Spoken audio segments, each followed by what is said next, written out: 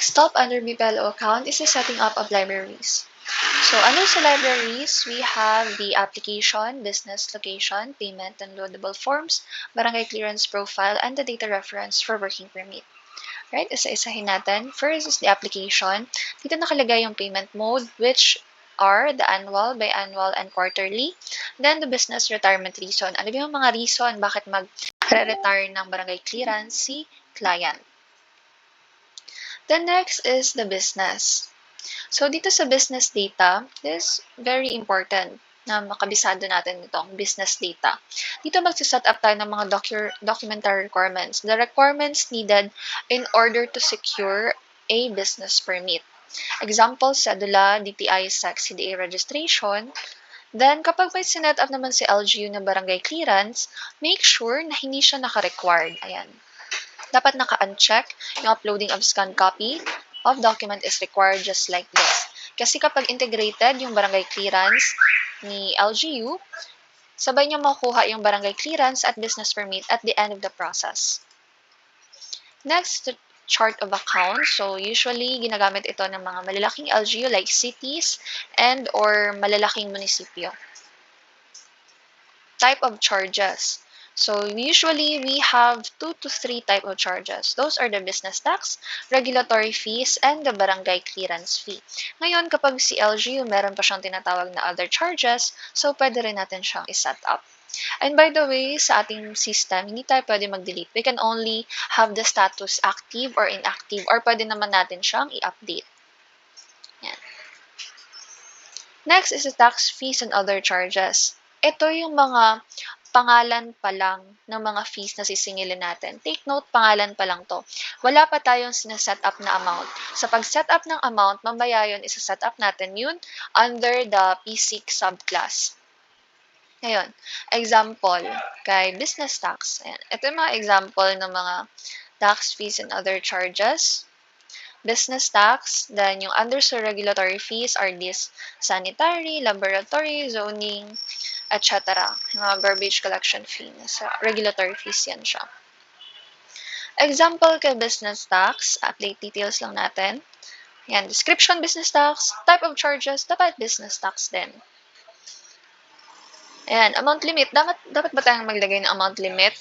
The answer is no. Para lang to sa mga fees na merong maximum amount. Like for example, si LGU, ang maximum niya na years permit is, let's say, 10,000.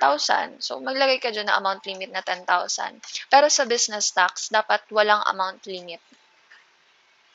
For example, si business tax, masingilan siya ng 10 million. Ayan, kung nailagay ka dito ng 1 million na amount limit, hanggang 1 million lang yung pwede masingil sa kanya. So, dapat blank yan. Then, kapag si business tax, usually naka-check si divided and iterated fee.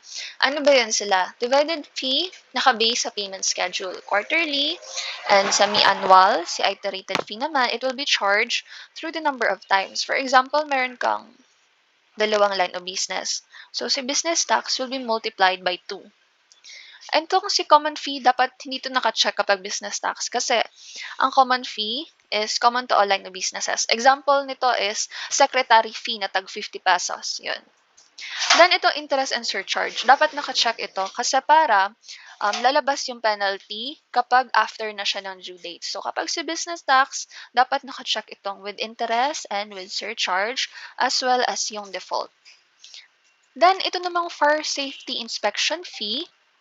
I-check natin ito kapag integrated na yung FSIF kay LGU. So, majority of the LGUs, hindi pa integrated yung kanilang fire safety inspection fee. That is why, uncheck muna natin yan. Then, click Save.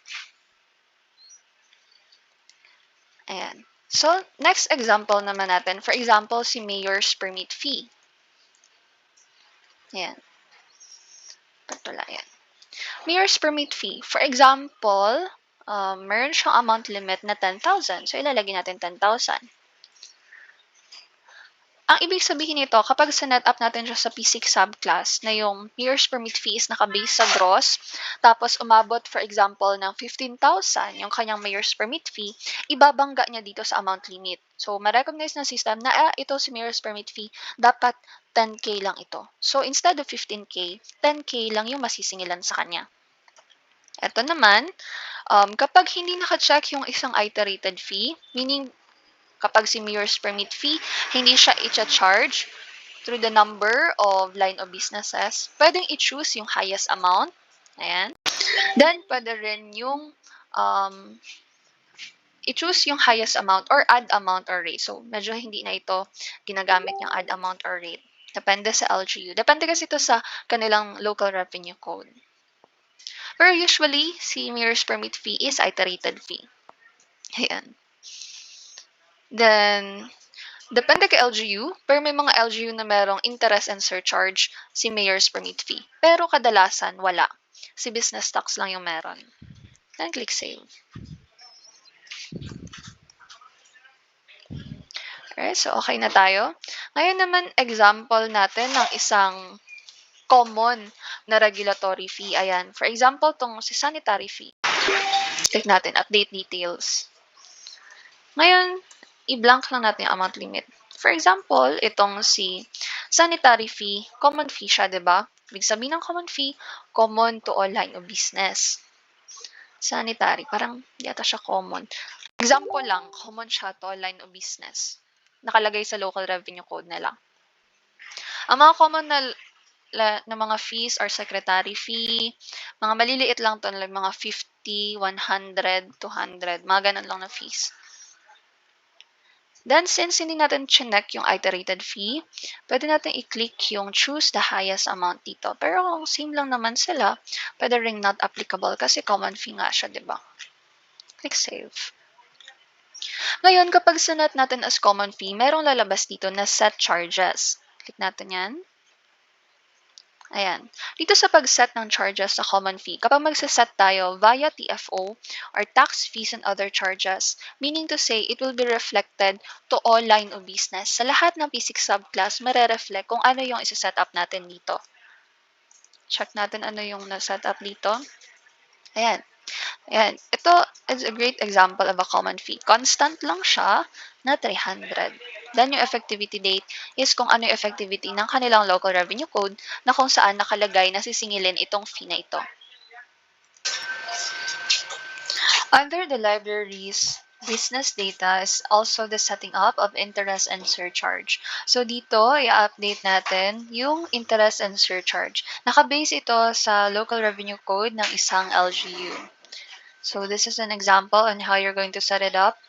Usually, ang interest 2%, monthly interest schedule, formula, fees plus surcharge, then compute mode is quarterly, max month 36. Nakalagay ito sa kanilang local revenue code. Then, for the surcharge, it is usually just one time. After that, under also the business data is the setting up of measure and box. So, dito ilalagay natin like yung mga fees na kailangan may measure and packs or weights and measure din. For example, dito is liter, kilograms, cubic meters, anything that measures na pwede mo measure tapos kailangan i-set up yung fee, dito natin ilalagay. Under the libraries is also the location. So, dito sa location, nakalagay ay yung region, province, city, barangay, then the postal code. So, dito sa barangay, ang ipagawa natin sa LGU ay ipa-double check natin kung complete yung mga barangay na nakalagay sa system para kung kulang, i-set up na lang nila. Pero this postal code, sa lahat ng data dito sa location data, naka-base tayo sa PSA, PSGC. So, sa geographical code, naka-base na tayo sa PSA. Updated na rin to. Next is the payment. Ayan. So, sa payment, dito tayo mag-set up ng due date. Basis for payment extension. Example, due to COVID-19, etc. Then, dito tayo mag-set up ng bank. So, itong bank, this will be used kapag may magbayad ng cheque. Then, the holiday type. The regular holidays as well as the special holiday, nakabase ito, for example, yung due date na fall under Sunday or Saturday, move siya. So, ma-recognize ng system, pati na rin kapag holiday. So, dapat nakaset up yung holiday. Then, the customization of the OR setup. So, si BPLO And si Treasury, meron silang libraries na module. So, masa-set up din ni BPLO yung customization of OR. Cancel OR reason, for example, paper jam, refund, cancel business permit reason due to violation and compliance, add reason lang, then the cancel of barangay clearance reason. The next are the downloadable forms. So, pwede mag-add si LGU ng mga downloadable forms. Maglabas ito sa account ni applicant. So, kapag naglagay sila dito, for example, ng Unified Application Form na blanco, yan, mada-download ni client. Next is the Barangay Clearance Profile. So, dito ay set up natin yung barangay name. Yung mga barangay name na, set up na lang yung barangay captain, signatory, as well as the designation. So, set up natin for example, itong si Atan.